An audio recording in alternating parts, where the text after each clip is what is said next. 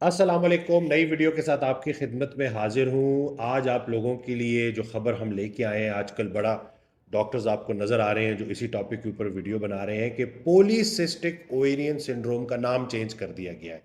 Polycystic ovarian syndrome का नाम अब हो गया है poly endocrine metabolic ovarian syndrome. और ये चेंज जो नाम का हुआ है ये एकदम से नहीं हुआ, इसके पीछे 10 साल की रिसर्च है, ग्लोबल कोऑपरेशन इन्वॉल्व है और अब ये नाम लैंसेट जर्नल में पब्लिश हो चुका है, आप जाकर देख सकते हैं। पोली इंडोक्राइन का मतलब कि एक से ज्यादा हार्मोन सिस्टम इन्वॉल्व है। मेटाबॉलिक का मतलब insulin resistance, weight management and long term metabolic health involve है। तो मैं कब से ये बात कर रहा था कि पॉलीसिस्टिक ओवेरियन सिंड्रोम अगर नाम सुने तो ऐसा लगता है कि सिर्फ सिस्ट का मसला है, ये लोकलाइज मसला है। नहीं, मैं मेटाबॉलिक इश्यूज के ऊपर बात करता था कि ये एक मेटाबॉलिक प्रॉब्लम है। तो अब फाइनली इसके ऊपर नाम भी चेंज हो गया है और काम भी शुरू हो गया है।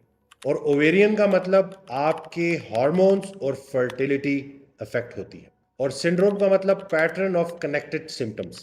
पीसीओएस का नाम मिसलीडिंग था, और जो पोली एंडोक्राइन मेटाबॉलिक ओवेरियन सिंड्रोम नाम है ना, ये आपको पूरी पिक्चर देता है और आपको ये बताता है कि आपने जब इस बीमारी को डिस्कस करना है या इसको एड्रेस करना है तो आपने किन किन चीज़ों के ऊपर काम करना है। तो it was never about cyst.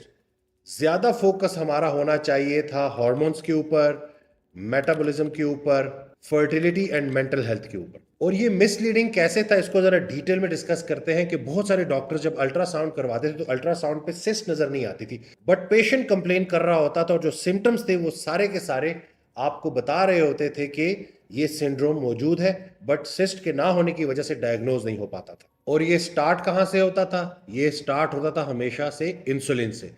हमारे पास जब पेशेंट्स आती हैं पॉलीसिस्टिक ओवेरियन सिंड्रोम पुराना, जो कि अब चेंज हो चुका है, तो हम जो पहला टेस्ट करवाते थे वो इंसुलिन रेजिस्टेंस का टेस्ट होता। तो इसका नाम पीएमओएस क्यों रखा गया? क्योंकि जब इंसुलिन लेवल ज्यादा होंगे, इंसुलिन रेजिस्टेंस बढ़ेगी, उसके साथ साथ मेटाबॉलिक इश्यूज आएंगे और आपके जो एंड्रोजन्स हैं उनका लेवल भी बढ़ जाएगा। तो जहां मेटाबॉलिज्म इन्वॉल्व हो रहा है, हार्मोन्स इन्वॉल्व हो रहे हैं, तो उनकी वजह से आगे जाके इरेगुलर पीरियड, डिलेड पीरियड, इन सारी चीज़ों का इशू आ सकता है। तो इसीलिए बहुत सारी खवातीन को राइट ट्रीटमेंट नहीं मिल पाती थी क्योंकि उनका डायग्नोसिस ही नहीं हो पाता था।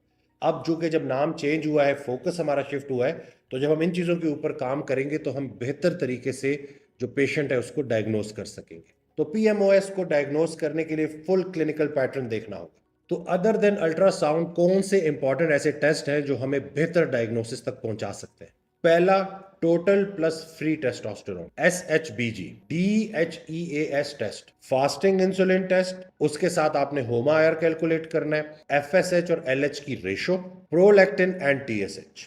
तो अगर आप इस मेटाबॉलिक इशू को राइट टाइम पे एड्रेस नहीं करेंगे तो रिसर्च ने बात साबित की है कि आगे जाके पीएमओएस की पेशेंट्स किन किन चीज़ों का शिकार होती हैं? डायबिटिक हो जाती हैं, ट्राइग्लिसराइड्स बढ़ जाते हैं, विसरल फैट एक्यूमुलेशन, जो आपके विसराज है उसके ऊपर फैट का आ जाना, और साथ साथ इस्कीमिक हार्ट डिजीज, दिल की बीमारियां, इनका भी चांस बढ़ जाता है। और इन सबके साथ साथ एंग्जाइटी और डिप्रेशन का रिस्क भी कई गुना ज़्यादा बढ़ जाता है, जिसके ऊपर कोई बात नहीं करता। तो साबित क्या हुआ कि ये सिर्फ सिस्ट का मसला नहीं है, पूरा लाइफस्टाइल चेंज करना पड़ेगा, अपनी डाइट, अपनी एक्सरसाइज, अपनी स्ट्रेस मैनेजमेंट के ऊपर काम करना होगा। जब हम इन चीज़ों के ऊपर काम करने लगेंगे तो इंशाल्लाह हम पीएमओएस को ओवरकम कर सकेंगे। तो अगर आपको